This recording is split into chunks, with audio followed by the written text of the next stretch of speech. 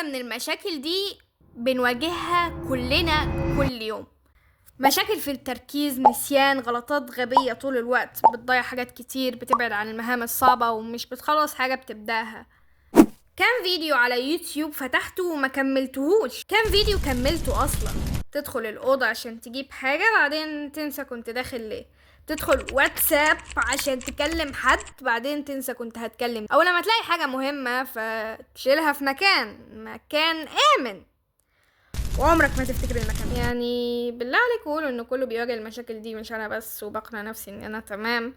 بس دي كلها اعراض ال ADHD.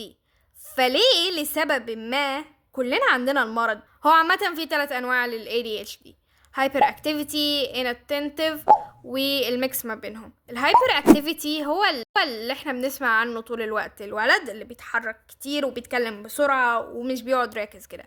لكن نوع الاناتنتيف بيبقى منتشر بين البنات اكتر عامة، واعراضه اللي قلتها في اول الفيديو كأنها تشتت وكركبة برضو زي الهايبر اكتيفيتي لكن جوه المخ. بلا اكيد ده مش موضوعنا، اللي عايز يعرف اكتر يسأل جوجل. لكن نسبة اللي عندهم ADHD في العالم اقل من 10%. فازاي كله عنده نفس الاعراض؟ بمعنى اخر، احنا في حاجة مخليانا عندنا اعراض ال ADHD غير المرض، وهي البتاع اللي انت ماسكه في ايدك ليل نهار، ما هو كله من التليفون. انا اسفة ان انا بقيت الشخص الشرير هنا، لكن هذه هي الحقيقة المرة. بناء على المقالة دي لناشونال جيوغرافيك، بسبب التكنولوجيا بقت احتمالية ان حد يواجه اعراض ال ADHD اكتر ب10%. من اسباب ده ان التكنولوجيا بتزق الناس على المالتي تاسكينج. الموبايلات بقى فيها اوبشن انك تفتح 3 تابات مع بعض، وفكرة انك تفتح 20 تاب على اللابتوب بتغذي نفس المشكلة.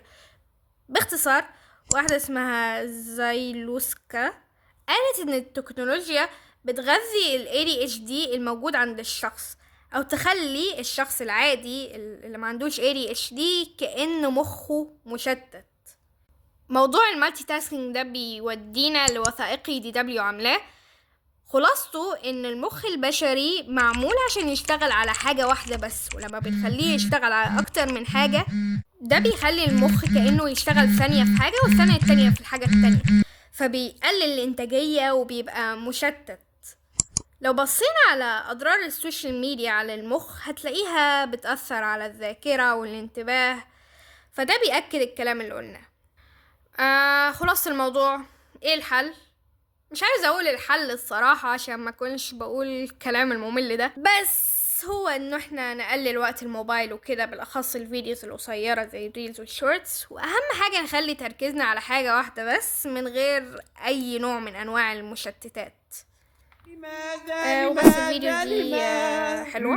سؤال صعب، سؤال صعب، سؤال يراودني.